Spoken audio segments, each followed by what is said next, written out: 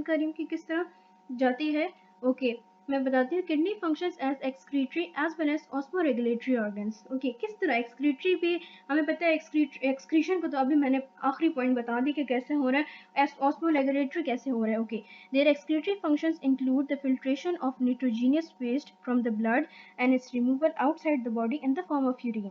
Okay अब इसके जो एक्सक्रीटरी फंक्शंस हैं वो क्या इंक्लूड करें, that the filtration of nitrogenous waste from blood and its removal outside the body in the form of urine. Okay इसके एक्सक्रीटरी फंक्शन ऐसे हैं कि हमारे जो इंटेस्टाइन्स हैं उसमें क्या होता है, अमोनिया प्रेजेंट हुआ, अमोनिया हमारे पास रिलीज होता है, तो वो अमोनिया क्या होता है, एज अ वेस्ट रिलीज होता है। अब वो जब इंटेस्टाइन से अमोनिया रिलीज होता है तो वो फर्दर जाके जाता है, किस में जाता है, देखिए वो ब्लड से जब पास होता है वो मतलब वो as a waste product release होता है। और क्यों, क्योंकि वो टॉक्सिक होता है बॉडी के लिए। हम लोग अमोनिया का आगे कोई फर्दर यूज नहीं, इंटेस्टाइन से ये जरूर रिलीज होता है but it is more toxic to body. So वो एक्सक्रीट होके कहाँ चला जाता है, वो लिवर से एक्सक्रीट होता है।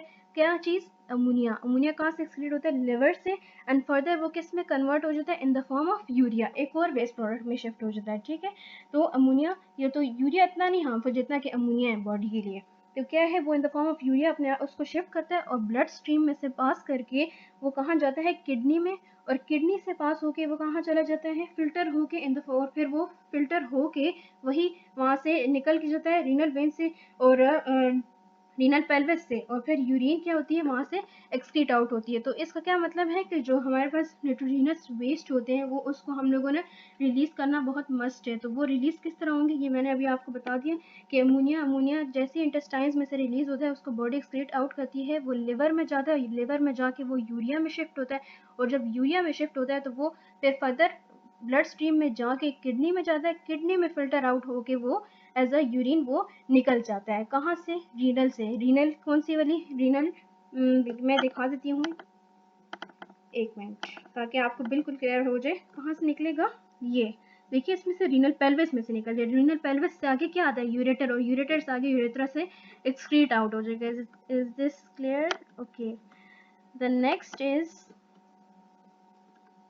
ओके एक minute, being the osmoregulatory organ, these are concerned with the formation of diluted urine during the state of flooding and form the concentrated urine during the state of dehydration.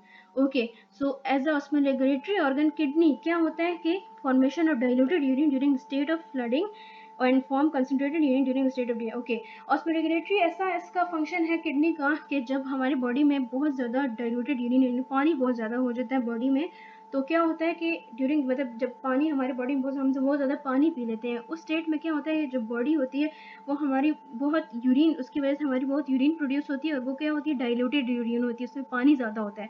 तो क्या होता है कि हम लोगों को ऑफकोर्स उसको एक्सक्रीट करना होता है क्योंकि बॉडी इतना ज़्यादा कंजम्पशन वाटर का वो बर्दाश्त नहीं कर सकती, so we have to remove. तो इस तरह ये किडनी क्या करता है, रिमूव, फिर मस्ट फिल्टर आउट करता है किसको, एज अ ये डाइल्यूटेड यूरिन को, कहाँ से, अभी बताया था रीनल पेल्विस से।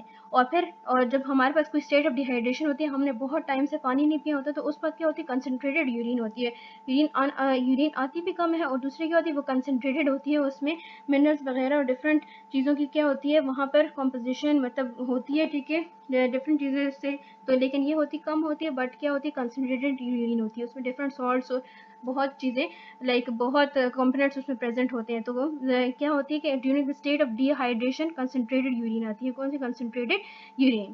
तो ये थे इसके सारे फंक्शन, दो तरह के फंक्शन थे, एक थे एक्सक्रीटरी और दूसरा था osmoregulatory. These are the two very important functions, एक फिल्ट्रेशन ऑफ निट्रोजीनियस वेस्ट किस तरह होता है और दूसरा किस तरह बॉडी मेंटेन करती है स्टेट ऑफ डिहाइड्रेशन में एंड स्टेट ऑफ फ्लडिंग जब पानी बहुत ज़्यादा होता है बॉडी में। ठीक है ओके मैंने यहाँ गिफ्ट से प्रेजेंटेशन की हुई है। तो पहले क्या होता है कि जब हार्ट से आता है ब्लड हमारे पास तो वो किडनी में आता है, किडनी में आके वो फिल्ट्रेशन जब होती है ब्लड की तो क्लीन ब्लड क्या होता है वो फिल्टर आउट होता है और जो वेस्ट होता है वगैरह वो यूरिन में एक्सक्रीट हो जाता है रीनल पेल्विस से और बाकी कहाँ चला जाता है वो रीनल वेन से पास हो जाता है। क्योंकि जो क्लीन ब्लड है वो ड्रेन आउट उसको करना होता है हम लोगों तो वो ड्रेन आउट होके बाकी बॉडी में सारे ऑर्गन्स को मिलना शुरू हो जाता है। तो अब समझ आ रही है ना कि ब्लड किस तरह आता है, अनफिल्टर्ड ब्लड आता है रीनल आर्टरी से, ठीक है, और रीनल वेन से क्लीन ब्लड जाता है वापस बॉडी में डिफरेंट ऑर्गन्स में, ठीक है। और और यहाँ पर क्या हो रहा है कि जो वेस्ट होता है वो कहाँ से निकलता है, through from the renal pelvis, ureter में जाता है और यूरेटर से आगे ग्लैंड ब्लैडर और फिर फर्दर यूरिन आउट हो जाता है। क्लियर? ओके, ये था मेरा आज का लेक्चर। आई होप जो आज मैंने जितने भी टॉपिक पढ़ाए वो आपको समझ आ गए हों। अगर कोई भी प्रॉब्लम है तो आप मुझे ज़रूर कमेंट्स में मेंशन करें आपको कैसा लगा लेक्चर, ये भी मुझे ज़रूर बताएं। Thank you so much.